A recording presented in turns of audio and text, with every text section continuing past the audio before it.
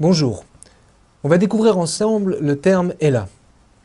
Le terme Ella fait partie de la catégorie des mots de liaison, c'est-à-dire que c'est un terme qui me permet de me situer dans le texte. Donc tout d'abord, sa traduction, Ella, se traduit par seulement. Alors on verra que quand on est dans le texte, on le traduit par en réalité, la réponse est, et ainsi de suite.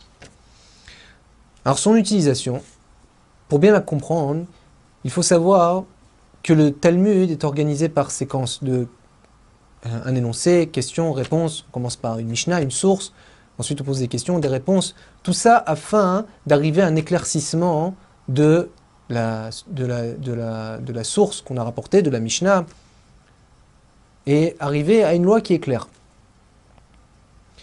La personne qui répond va systématiquement être remis en question par la Gemara, afin d'arriver à une réponse satisfaisante.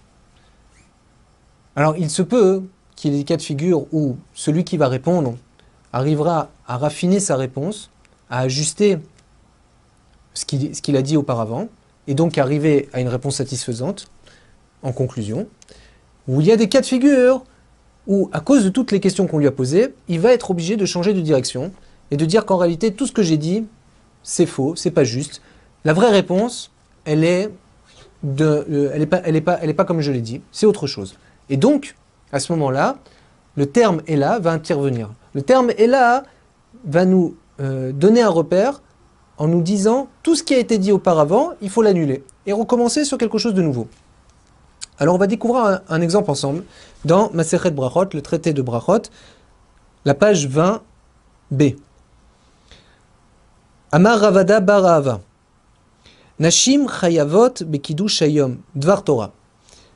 Ravada bar Ahava, il dit que les femmes sont obligées d'accomplir la mitzvah, l'action positive de faire le kiddush le jour de Shabbat. Dvar Torah. Quand la Gemara dit Dvar Torah, ça veut dire que c'est Minatora. La Gemara pose la question à Maï, mais pourquoi c'est comme ça? Mitzatase Shazman Gramaou, c'est une loi qui dépend du temps. Il y a un moment pour faire le kiddush et un moment où on n'est pas obligé de le faire. Ça dépend du temps. Et si ça dépend du temps, on le sait très bien, Kol Mitzatase Shazman Grama Nashim Pturot, les femmes sont exemptées des lois qui dépendent du temps. Amar Abaye, donc Abaye va venir pour répondre, Midera Banan.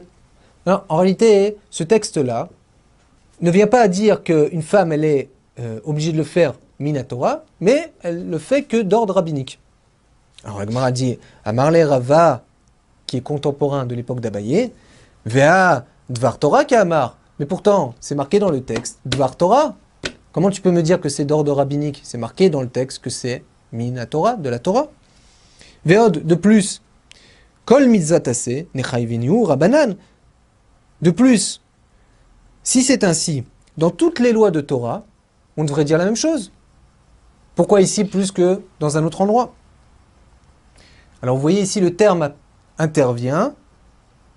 Ela amar Rava. Donc Rava va venir dire, donc c'est sûr et certain que tout ce qu'on a dit jusqu'à présent, c'est effacé. C'est-à-dire que la direction d'expliquer que ce texte parle d'ordre rabbinique, c'est impossible. On ne peut pas le dire. Alors, quelle est la bonne réponse?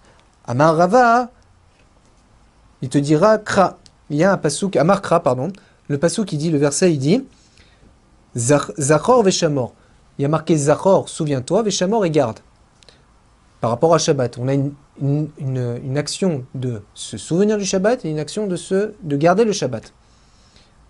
Qu'est-ce que signifie le souvenir? Le souvenir, c'est exactement le cas pratique de faire le kiddush. Quand je dis que je suis Mekadesh, je sanctifie le Shabbat avec ma parole, eh bien, j'accomplis le fait de me souvenir du Shabbat. Shamor, le fait de le garder, c'est de faire attention de ne pas le transgresser. C'est tous les interdits qu'il y a dans Shabbat.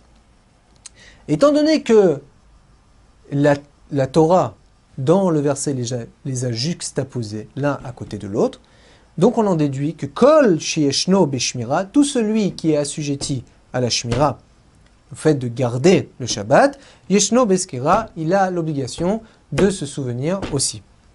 Ve'ane Naché, et puisque les femmes en question, Oil Veitneu Beshmira, elles ont l'obligation de garder, Itneo beizkrira, ils ont aussi l'obligation de se souvenir. Et donc on arrivera en conclusion à dire qu'une femme, elle a l'obligation de sanctifier le Shabbat à travers le Kiddush. Donc on voit que le terme là est un terme essentiel.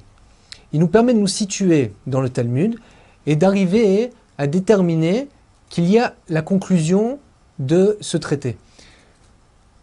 Il y a un Tosfot, je ne peux pas en parler maintenant parce qu'on va pas s'étendre là-dessus maintenant, mais il faut que vous sachiez qu'il y a un traité très intéressant dans le traité de Baba Metzia, où la Gemara, après des questions-réponses, elle arrive à une certaine conclusion en émettant une réponse simple. Les Tosfotim, en faisant le calcul de tout ce traité, arrivent à la conclusion que la réponse en soi suffit. Mais étant donné que le terme est là, n'est pas écrit dans le Talmud, ils expliquent que c'est impossible de prendre cette réponse sans considérer toutes les réponses qui ont été données auparavant. C'est-à-dire qu'en fait, il va falloir associer tous les éléments qu'on a vus depuis le début pour arriver à la réponse finale. Et tout ça à cause de quoi? À cause d'un terme est là qui n'a pas été écrit dans la phrase. Donc vous voyez à combien le sens d'un terme dans le Talmud est important. Et là me situera toujours la conclusion de ce qu'on appelle une suga, c'est-à-dire d'un sujet qui a été traité dans le Talmud, et me permettra donc de me situer par rapport à ça. Je vous remercie et à bientôt.